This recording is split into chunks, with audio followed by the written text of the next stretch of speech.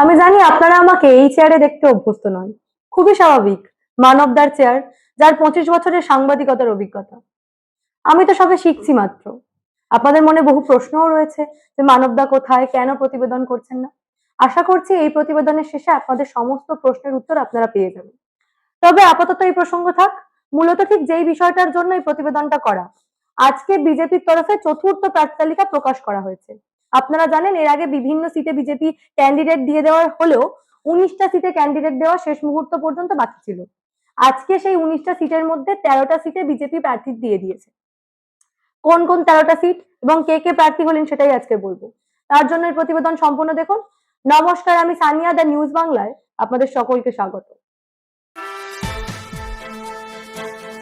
19টা সিটের মধ্যে বিজেপি আজকে 13টা সিটে প্রার্থী দিয়ে দিয়েছে এবং এখনো বাকি রয়েছে 6টা সিট এবং মনে করা হচ্ছে এই 6টা সিটে এখনো কিছু সমস্যা রয়েছে।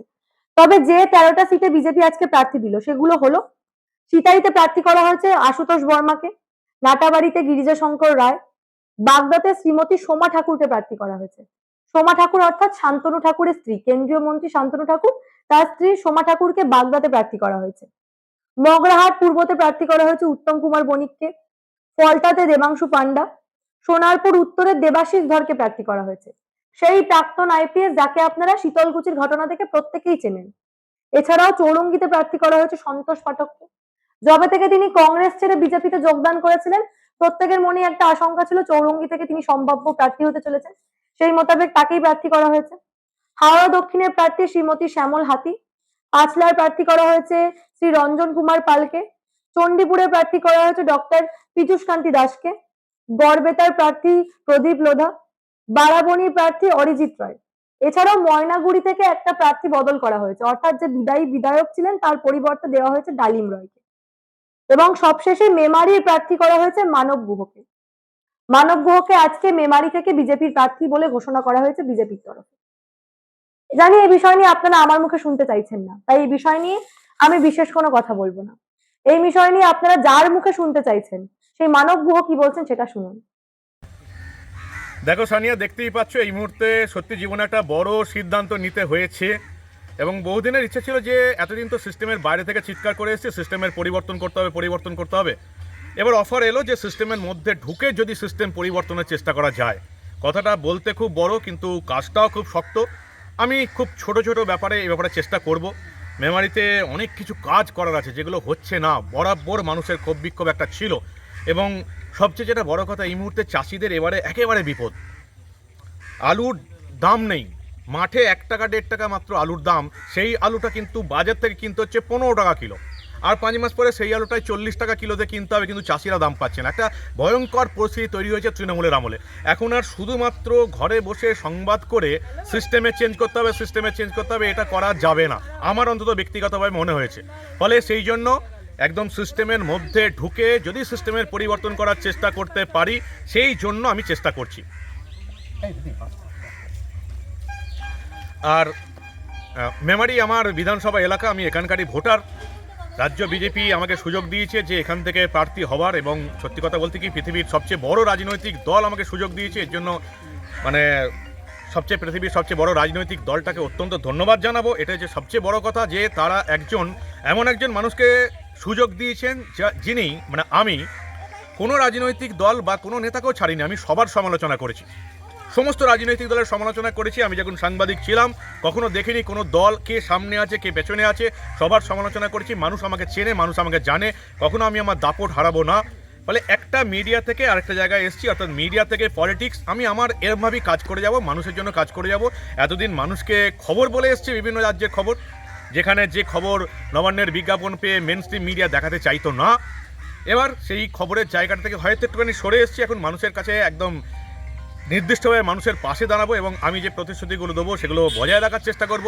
মানুষ আশা করে বসে আছে এবং এরকমের মানুষ চাইছে যারা দাপট দেখাতে পারবে, লড়াই দেখাতে পারবে। আবার রাজ্য বিজেপিকে আমি ধন্যবাদ দেবো যে আমার মতন একজন মানুষকে সুযোগ করে দেওয়ার জন্য। ফলে লড়াই চলবে, একটা শুধু হয়তো লড়াইয়ের একটা দৃষ্টিভঙ্গি পাল্টেছে, কিন্তু আমার লড়াই আমার চলবে। একটা প্ল্যাটফর্মে লড়াই করতাম, এখন আরেকটা প্ল্যাটফর্মে আমার লড়াইটা চলবে। এটাই যে সবচেয়ে বড় কথা। আশা করি আপনাদের প্রশ্নের উত্তর কিছুটা হলেও আপনারা পেয়েছেন। আশা করি আপনাদের সমস্ত প্রশ্নের উত্তর আপনারা পেয়েছেন। আমি এই বিজেপির চতুর্থ প্রার্থী তালিকা নিয়ে দেবাশিস ধরের সঙ্গে কথা বলেছিলাম। সোনারপুর উত্তরের প্রার্থী দেবাশিস ধর।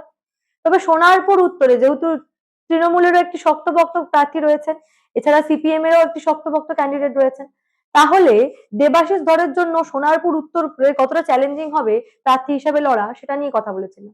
এছাড়াও যেহেতু তৃণমূলের তালিকা অনেক আগেই প্রকাশ পেয়ে গেছে এবং বিজেপি সবে প্রার্থী তালিকা প্রকাশ করলো, ফলে এই যে এতগুলো দিনের ব্যবধান, প্রচারের ক্ষেত্রেও বিজেপির প্রার্থী দেবাশিস ধর অনেকটা দেখুন, পিছিয়ে গেলেন। দল যে ফলে আমার উপরে সেটাকে তিনি ভরসা কিভাবে রেখেছে দেখছেন সেটা সেই নিয়ে তিনি আমি কি দলের বলছেন প্রতি একবার শুনুন। কৃতজ্ঞ। সব থেকে বড় কথা হচ্ছে যে লোকসভা ইলেকশনে একটা জঘন্য চক্রান্ত করে আমাকে দাঁড়াতে দেওয়া হয়নি, এবং নো ডিউ সার্টিফিকেটটা অত্যন্ত একটা সামান্য জিনিস।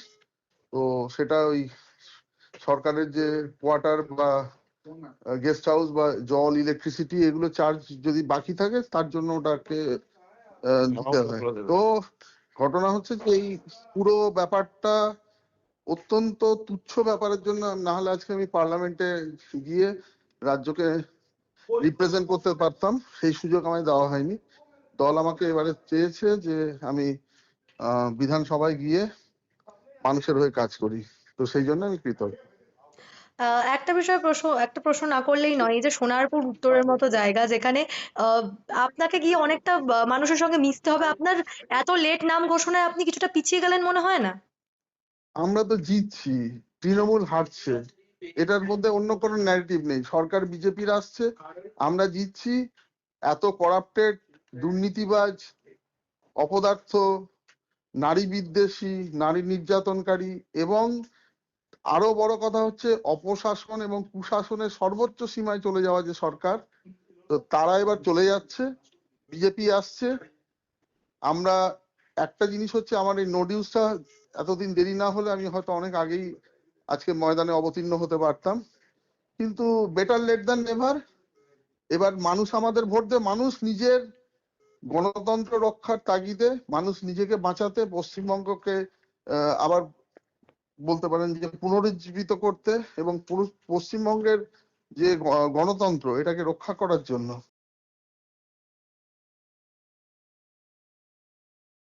আশা করি আপনাদের সমস্ত প্রশ্নের উত্তর আপনারা পেয়েছেন। তবে বিজেপির এই চতুর্থ প্রার্থী তালিকা নিয়ে যদি কথা বলতে হয়, তাহলে একটা বিষয় না বললেই নয়।